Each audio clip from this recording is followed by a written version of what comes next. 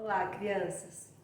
Então, ontem nós vimos como surgiu a cidade de São Paulo. E vocês percebem, não sei se vocês já foram para São Paulo, lá em São Paulo tem o bairro do Anhangabaú, que é o nome do rio, né, que passa por ali. E hoje eu vou falar alguns nomes de algumas pessoas e talvez vocês saibam o que são essas coisas, né? Que hoje a gente vai falar de uma personagem muito, vamos dizer assim, controversa. Porque, para os olhos de hoje, eles foram pessoas, assim, terríveis.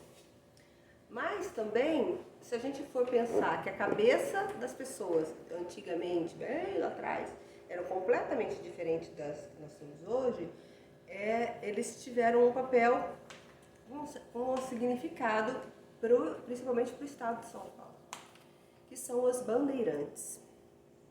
E é interessante que existe a rodovia dos Bandeirantes, né, aqui no estado de São Paulo, que é dado em homenagem a essas pessoas. Por que eu falo que eles é um controverso? Porque assim, as relações entre os homens não indígenas com os indígenas era muito complicado, né?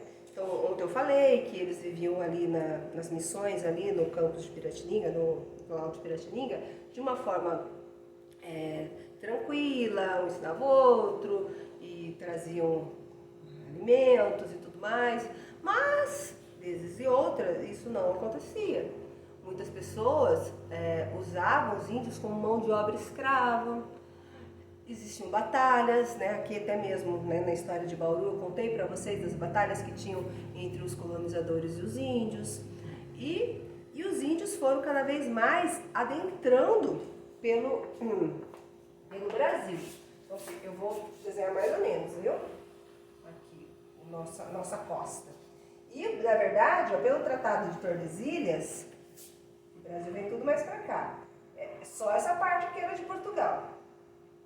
E por que eu falo também dessa controvérsia? Porque como os índios eles iam se afastando, né, da costa e indo mais para o interior, e eles precisavam dessa mão de obra escrava ou algum índio escapava, esses homens eles se juntavam em grupos e nesse grupo um ia na frente carregando uma bandeira, por isso o nome de bandeirantes.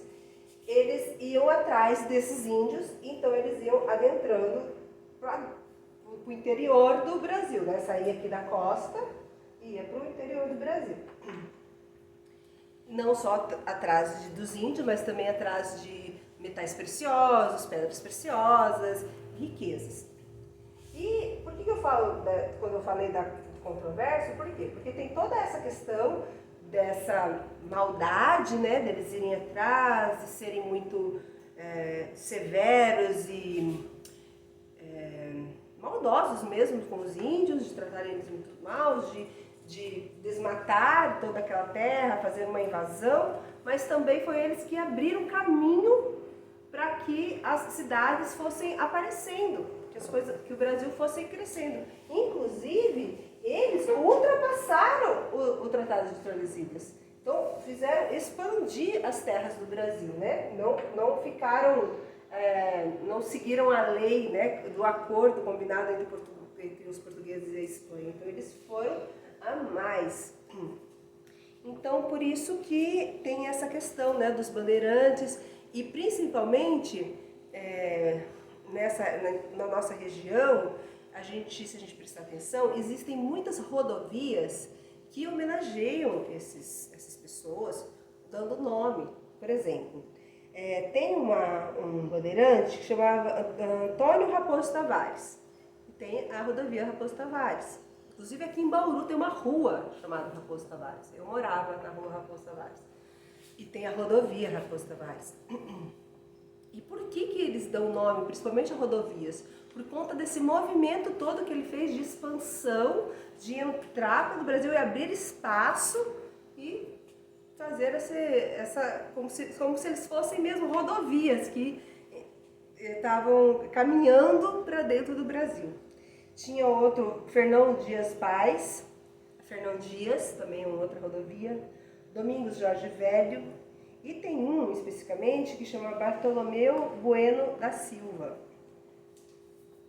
E esse bandeirante, eu esqueci de falar também, tem a rodovia Anchieta, que foi dado por homenagem ao padre Anchieta também. Então vamos voltar a falar do Bartolomeu. O Bartolomeu Bueno da Silva. Bartolomeu Bueno da Silva. Ele recebeu o nome dos índios. Os índios deram o nome para ele de Anhanguera, rodovia Anhanguera. Ele recebeu esse nome porque Anhanguera significa diabo velho. Então ele era mais velho que o diabo, segundo os índios. E para vocês terem uma noção assim de como eles eram maldosos, porque os índios eles eram muito ingênuos, eles não sabiam tudo, né, o que acontecia, não tinha tanto conhecimento de ciências assim como acontecia lá na Europa. Então, o que o Anhanguera fez?